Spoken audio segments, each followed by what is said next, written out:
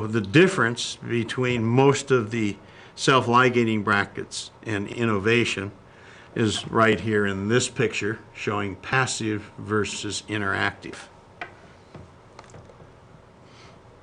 The interactive controls the torque by pressing the wire down to the corner of the bracket like this.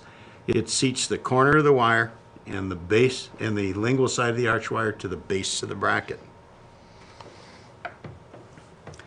The wire also need not be seated all the way, either for tip or rotation, because the spring clip is flexible.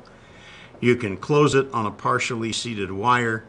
It flexes the spring clip, and the spring clip will draw the tooth to the wire, and then the wire will be seated all of the way with the spring clip. And so it allows you to close the mechanism even though the wire isn't perfectly seated in the slot. So again, it's more like the convenience of tying without the inconvenience of having to tie. Here's what the bracket looks like on the Typodont. It is the same size and same thickness as the Ovation tie brackets, only it has the interactive spring clip in it. This is a profile view of several magnifications of the bracket, and we can see how this is internal. It's inside the bracket. It comes around and comes up under this little ledge. And this is what controls the travel of the spring clip. The opening latch for the bracket is up here at the gingival between the bracket base and the tie wings. And it is in the center of the bracket mesiodistally. This is a little diagrammatic movie that shows the opening and closing of the bracket.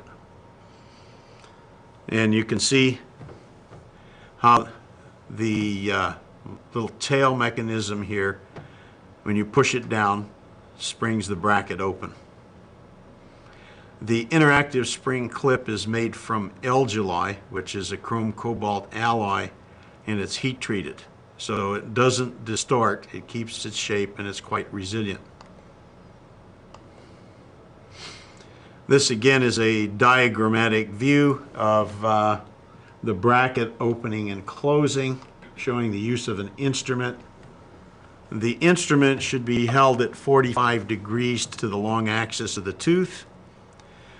You need to feel the tooth and then the edge of the pad and then go deep into the latch, which will pop it open. The bracket can be closed with your finger. This shows the initial instrument that was used to open the latch. It had a blade on it, and I had designed another instrument to help with the opening and closing of the bracket and also for seating of the arch wire, particularly in the early stages where there are severe rotations or where the tooth is tipped.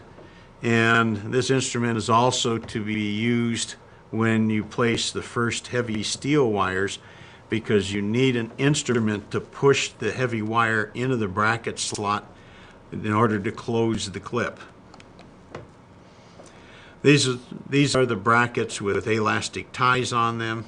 Many patients request colored ties.